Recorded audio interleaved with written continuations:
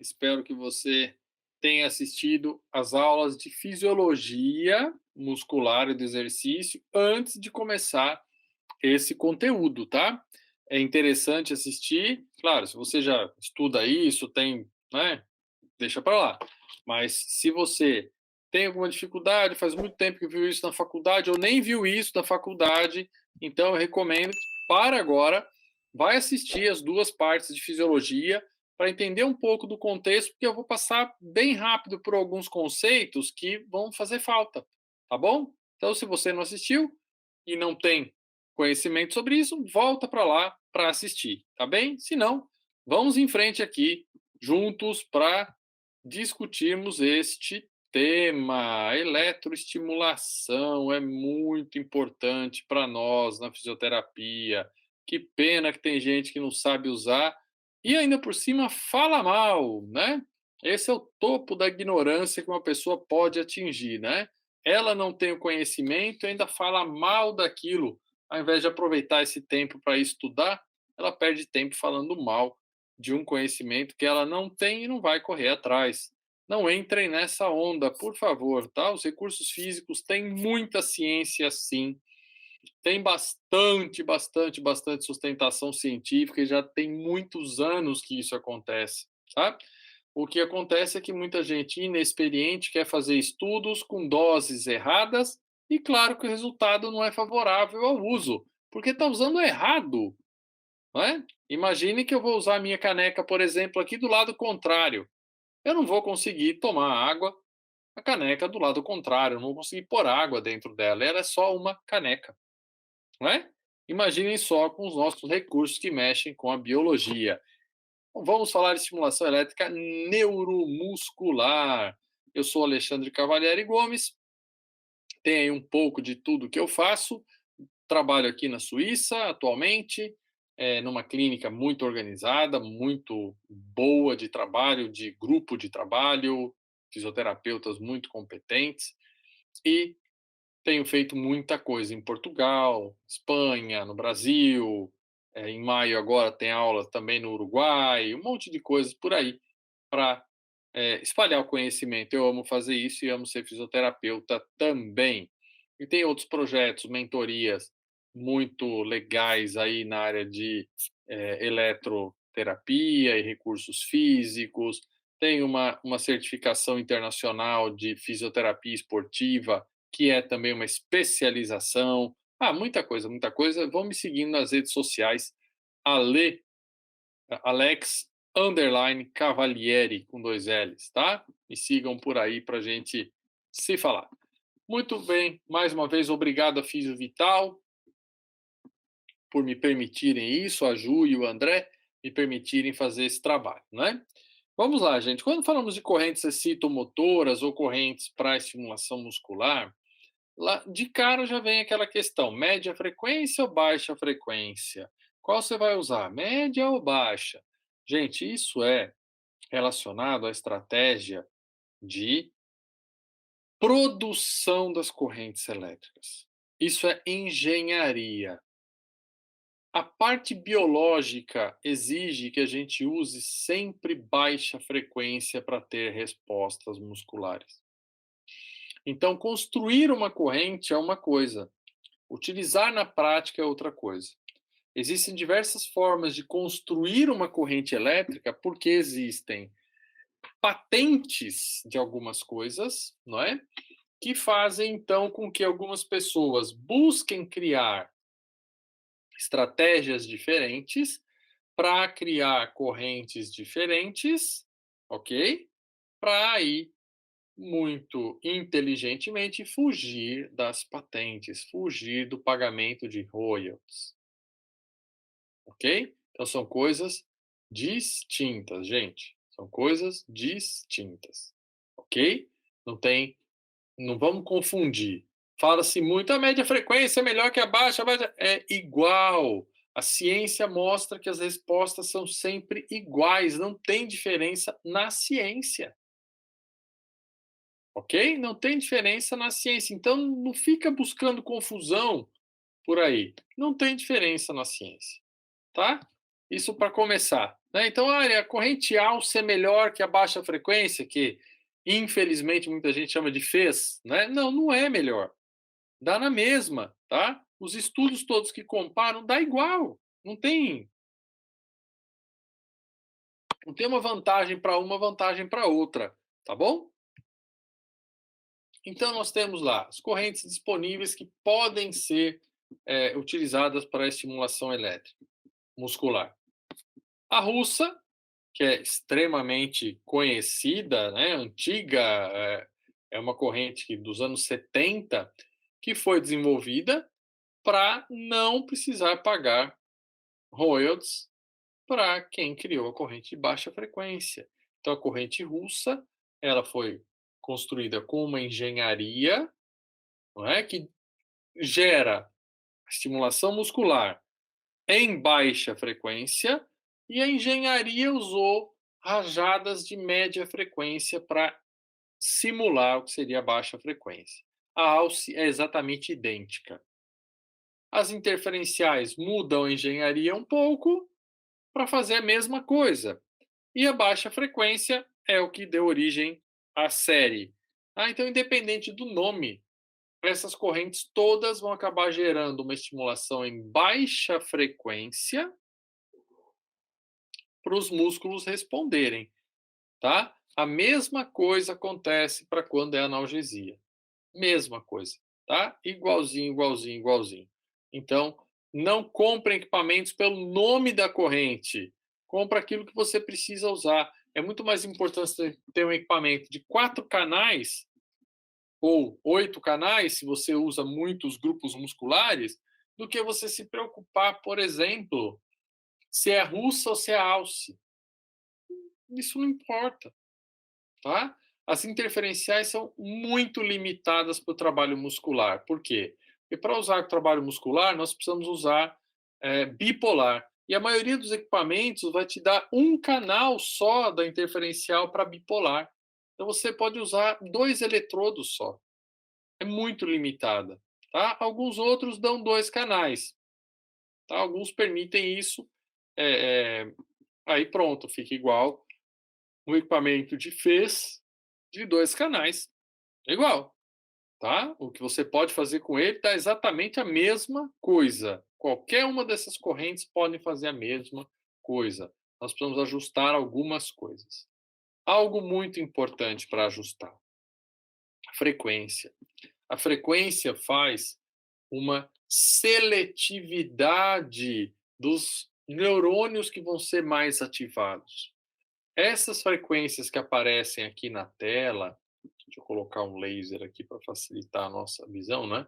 Esses valores, ó, 33 Hz, 45 Hz, 66 Hz, é a frequência média de disparo dos neurônios motores inferiores para os diferentes tipos de fibras musculares, gente.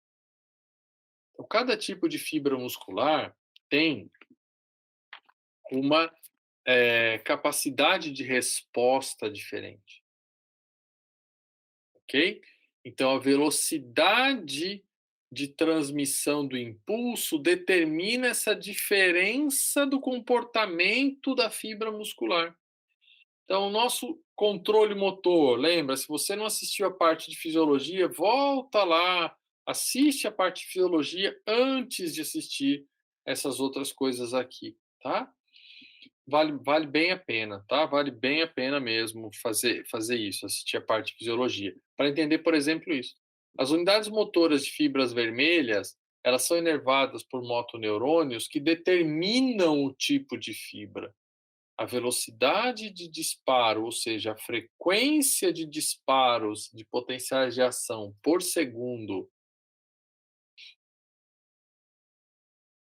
dos neurônios determinam o tipo de fibra. Então, a comunicação do cérebro com a periferia tem velocidades diferentes para os diferentes tipos de ações. Claro, né, gente? Se eu tenho atividades específicas desenvolvidas por tipos específicos de fibras musculares, a comunicação não pode ser igual. Né? Tem que ter vias de velocidades diferentes para transmitir essa informação. E é assim que é. Assim que acontece no nosso corpo, tá bem? Isso é bastante importante para nós, né? Termos essa consciência faz uma grande, grande, grande diferença para nós, tá bom? Então, quando eu vou trabalhar fibras vermelhas, eu quero ajudar um ganho postural numa escoliose, por exemplo, usando eletroestimulação, eu devo respeitar, usar entre 25 e 35 Hz a frequência. Aquilo que a pessoa sentir mais confortável, entre 25 e 35 Hz, para favorecer a ativação das fibras nervosas que estimulam as fibras vermelhas, ok? 45 a 55 Hz, nós estimulamos as fibras 2A. O mesmo raciocínio todo. Os neurônios têm essa velocidade naturalmente. Não é que o equipamento vai mudar o corpo é assim. Isso é fisiologia. Então, o equipamento imita a fisiologia, ok? O equipamento imita a fisiologia, correto? Muito bem. E se eu quero treinar as fibras de mais força ou velocidade, potência, nós usamos frequências acima de 55 Hz. O professor Felipe Jorge estudou que, no estudo dele, né, até 120 Hz não mudava a resposta. São frequências altas, a velocidade de condução de estímulos para esse tipo de fibra é muito alta, né? Normalmente, nós vemos aí alguns estudos e alguns livros dizendo que as frequências mais altas gerariam uma fadiga mais rápida, né? Enfim, fica aí um cuidado para tomarmos. Não vamos logo para 80, 90 Hz, né? Vamos começar dos 55, 60 Hz, avaliando se a fadiga acontece muito rápido. Eu não vou subir mais, né? Não vou aumentar mais, tá bem? Sempre que nós vamos produzir um movimento, as primeiras fibras que são ativadas são as vermelhas. Claro, que eu começo a produzir o movimento, eu vou aumentando gradativamente a necessidade de recrutamento, certo? Se eu preciso recrutar mais fibras para fazer mais força, obviamente eu vou passar para os tipos brancos de fibras. Isso é natural, né? É fisiologia, tá bom? Então, isso a gente respeita também quando vai usar a eletro. Uma coisa é regular a frequência corretamente. Então, se você compra um aparelho que não te deixa regular a frequência, você já está perdendo muito. Você nem consegue ver que frequência está lá no aparelho, você está perdendo muito. Está perdendo muito. Você não tem independência, você não pode fazer, não consegue fazer aquilo com qualidade, tá? Muito bem. Para aplicar, né? Para além disso, vamos pensar, ver outros conceitos que são bastante importantes aqui. Um deles, duração do pulso. Quando eu mexo lá no tempo de duração do pulso, não é? Ou no seu similar para as correntes de média frequência, que é o ciclo de trabalho, o Dirty Cycle. Isso tem a ver com carga, isso tem a ver com conforto e fadiga também. Isso daqui tem uma grande correlação com isso. São similares em correntes diferentes, tá? Um pulso, tá lá, tá aqui no zero, opa, aumentou a amplitude, veio para cá, pumba, zerou. Isso seria um pulso de uma corrente NMS, por exemplo, né? Uma corrente muito tradicional agora, aparece muitos equipamentos EMS, ela faz assim. Ela tem uma parte positiva, um intervalo, uma parte negativa. São maneiras de engenharia de fazer a mesma coisa, gente. Despolarizar as membranas, tá? É a mesma coisa, tá bem? Nosso corpo entende a mesma coisa. E as correntes aqui, por exemplo, a Rússia e a Alce, elas têm uma rajada de uma corrente de média frequência por um tempo pequeno e depois para. Isso aqui o nosso corpo entende como um único pulso. Ou seja, é igual a isso aqui, olha. Para o nosso corpo é igual.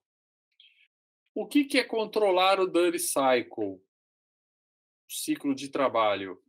É controlar quanto isso aqui vai significar perto do intervalo para repolarização. Então, isso normalmente é feito em porcentagens. Quanto menor a porcentagem, menos fadiga e maior é o conforto. Curiosamente, para o pulso, quanto menor for o tempo dele, maior é o conforto e menor é a fadiga também. Só que isso aqui é duração de um pulso. Isso aqui é duração de uma rajada, tá? Então, isso tem um nome, isso tem outro nome para o nosso corpo. Significa a mesma coisa, tá bem? Regular a melhor frequência, como nós falamos ainda há pouco, aumenta a seletividade, correto? Aumenta a seletividade, ou seja, eu melhoro o tipo de fibra que vai ser recrutado, certo? Eu melhoro o recrutamento, eu dirijo melhor para aquele tipo de fibra que eu prefiro que seja solicitado naquele trabalho. Se é postura, as fibras vermelhas. Se é força, as fibras brancas. Velocidade, as fibras brancas, correto?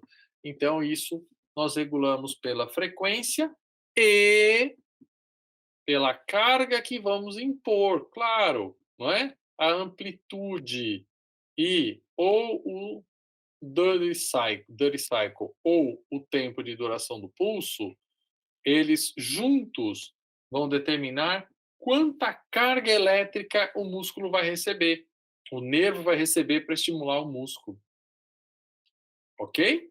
Então, aumentar a intensidade e a duração de pulso são duas formas de levar mais carga para o tecido muscular. Quanto mais carga, pensa, carga como se fosse o peso, por exemplo. Quanto mais peso, mais rápido eu fadigo, não é? Mais difícil é o exercício. Quanto mais carga elétrica, mais difícil vai ser o exercício, maior o recrutamento também. É a mesma coisa, ok? Então, como eu imponho carga com uma corrente elétrica? Aumentando a amplitude, que é normalmente o botão de intensidade, por isso que está entre aspas aqui, né? Botão canal 1, canal 2, por exemplo, tá? É isso.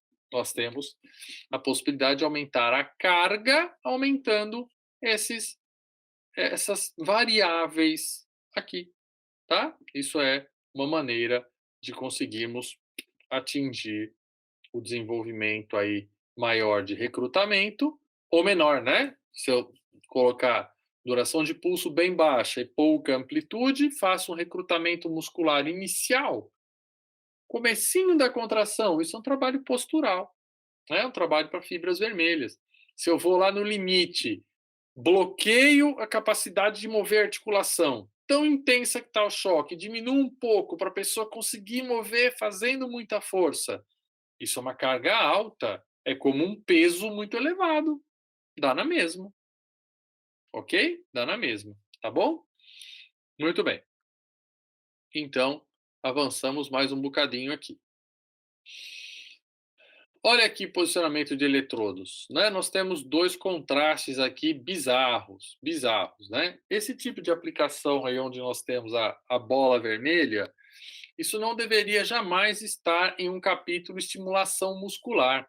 Não isso tirei da internet, claro que não coloquei os nomes das clínicas que divulgam isso dessa forma. Isso jamais deveria estar como estimulação muscular. Pode ser eletroporação, pode ser qualquer outro tipo de aplicação, mas eletromuscular jamais. Por quê? Porque os eletrodos estão colocados numa disposição que não existem músculos nessa posição, né? Não tem músculos nessa direção aqui. Por exemplo, para glúteo não precisa fazer essa coisa toda aqui desse jeito. Isso é bizarro, né? Então isso é loucura, né? Não é o número de eletrodos que faz a boa resposta, é o local que os eletrodos estão.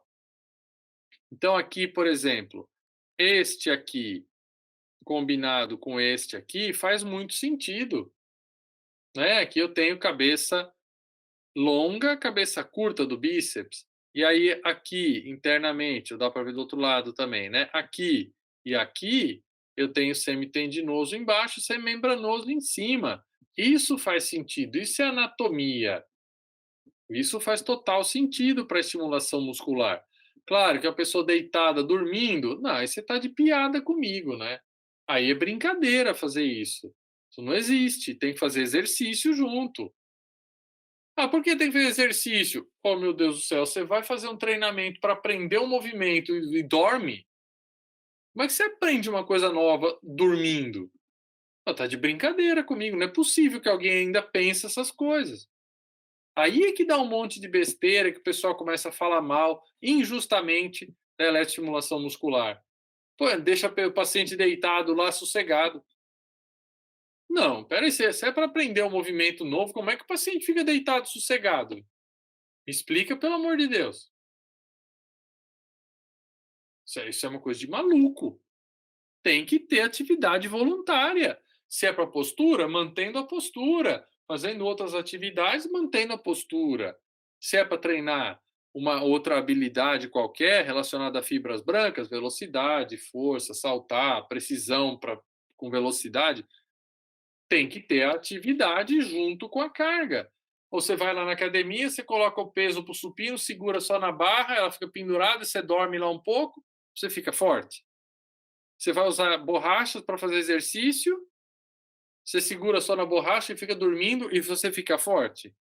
Pô, pelo amor de Deus, né? Então, claro que não tem aprendizado motor se eu não fizer a atividade, né? Isso é princípio básico de treinamento de qualquer coisa, tá? E não ia ser diferente usando a eletro como carga para dificultar o exercício e assim promover uma adaptação mais rápida possível, né? Então, algumas dicas práticas. Primeiro, um grande foco, por favor, na funcionalidade, né? O que a pessoa precisa? O que está faltando para ela? O que eu posso contribuir para ela recuperar? Sim, isso tudo é muito importante, tá? O que eu tenho que fazer? Eu tenho que melhorar a postura e a resistência para subir e descer uma escada, por exemplo? Isso é uma coisa. Agora, ele carrega caixas muito pesadas para colocar em cima de uma prateleira, em cima de um caminhão, ou descer de um caminhão, qualquer coisa do tipo. Poxa, eu preciso então aumentar a capacidade do músculo de ter um recrutamento de fibras musculares, ganhando controle motor e aumentando a quantidade de fibras. Isso tudo é muito importante, ok? Devemos trabalhar as duas coisas, né?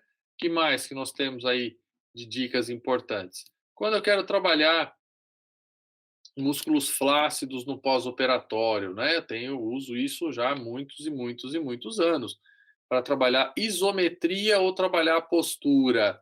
Tá? Vamos lá para resistência, vamos trabalhar com quantidade, com qualidade, bastante repetições, sem causar fadiga precoce.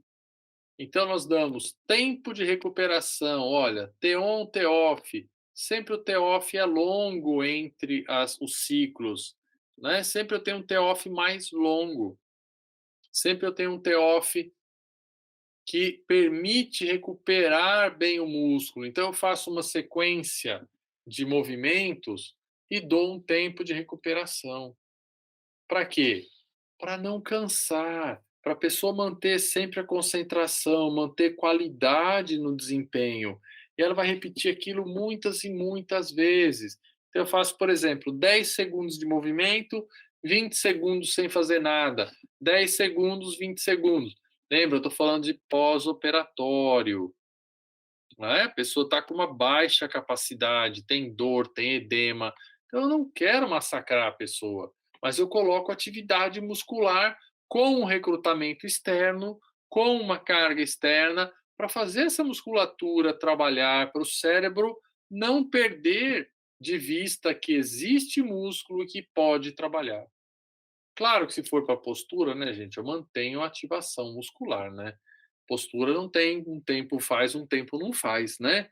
Então a gente tem que manter durante todo o tempo, com baixa intensidade, sem causar desconforto articular nem muscular. Qual corrente é melhor? Não tem isso na literatura, isso está no material que eu produzi para a Sonaf, né? Para aquele programa que nós temos em parceria com a Artimed, o Profísio, e pronto, muita gente da Sonaf contribui para este programa, tem muita qualidade no material lá, já há muitos anos, né? E isso tá bem descritinho nesse material também.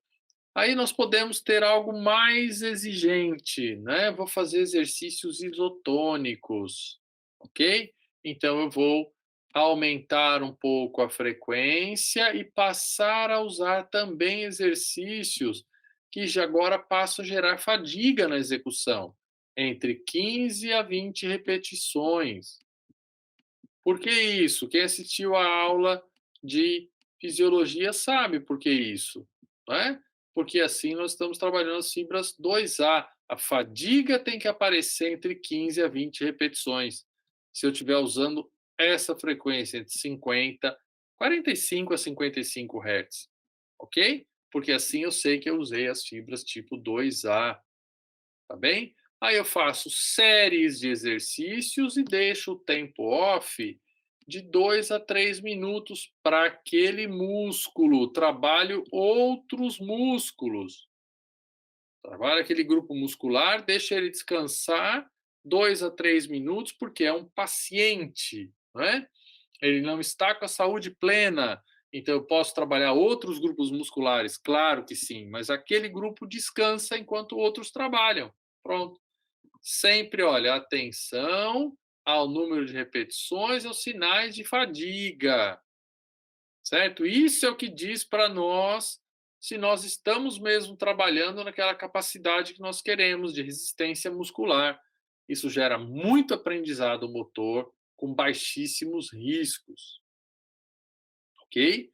Mesma coisa. A amplitude o mais intensa possível, sem desconforto articular e levando a fadiga a. Opa, aqui eu coloquei hertz, desculpem, deixa eu apagar. Não são hertz, são repetições, ok? Repetições. 15 a 20 repetições, ok? Isso nós estamos treinando com segurança as fibras do tipo 2A e um pouco das vermelhas. Corrente, a corrente que você souber usar e que você tem. Não precisa comprar uma corrente russa, não precisa comprar uma alça, não precisa comprar uma baixa frequência. Usa a que você tem, todas elas são iguais. Olha, eu regulo frequência, regulo amplitude. Pronto, tá lá. E seria legal se permitisse regular o tempo de duração de pulso ou o ciclo de trabalho. Isso seria legal também. Mas se não tiver isso, pronto, a gente se vira com a amplitude e com a frequência. A gente se ajeita, tá? E também nós podemos trabalhar com exercícios mais pesados, com excêntrico, por exemplo, né? Nós temos que respeitar outra vez sinais de fadiga e tal. Mas agora, se eu quero ajudar na hipertrofia ou ganhar um controle motor mais acelerado, já perto da entrega da pessoa para o preparador físico, né? Naquele momento de transição entre o que nós já fizemos na recuperação da pessoa, agora vai continuar para a preparação física, vai para o educador físico, e nós já conversamos com o preparador físico, iniciamos um trabalho de estímulo às fibras 2B e depois ele vai continuar, né? Aí nós usamos frequências mais lá para cima, então trabalhamos fibras 2A e 2B. Lembra que quando eu quero trabalhar as fibras 2B, a fadiga vai aparecer em até 12 repetições. Então, eu tenho que, com a eletro, conseguir induzir fadiga em até 12 repetições, tá? Uma faixa segura entre 10 e 12 repetições. Isso é seguro, tá? Que a gente está trabalhando aí perto dos 75%, de 70 a 75% da capacidade máxima do músculo. Isso para reabilitação, para o trabalho de fisioterapia, é uma carga muito legal, muito segura, tá? Deixar recuperar o glicogênio, que isso está entre 2 e 3 minutos. De novo, trabalho outras coisas. Posso trabalhar tronco, braço, depois perna, depois tronco, depois braço, depois perna, e girando, fazendo em forma de circuito, para que seja possível respeitar a recuperação do glicogênio naquele grupo muscular que nós não que nós trabalhamos. Tá bem? Ótimo. Então, nós vamos parando por aqui nessa primeira parte e temos a segunda parte desse material que eu vou debater bastante ah, as possíveis aplicações, né? Cuidados para tomar, como posicionar, o que fazer, o que não fazer, um monte de coisas aí que pode ajudar você na sua prática clínica, tá bem?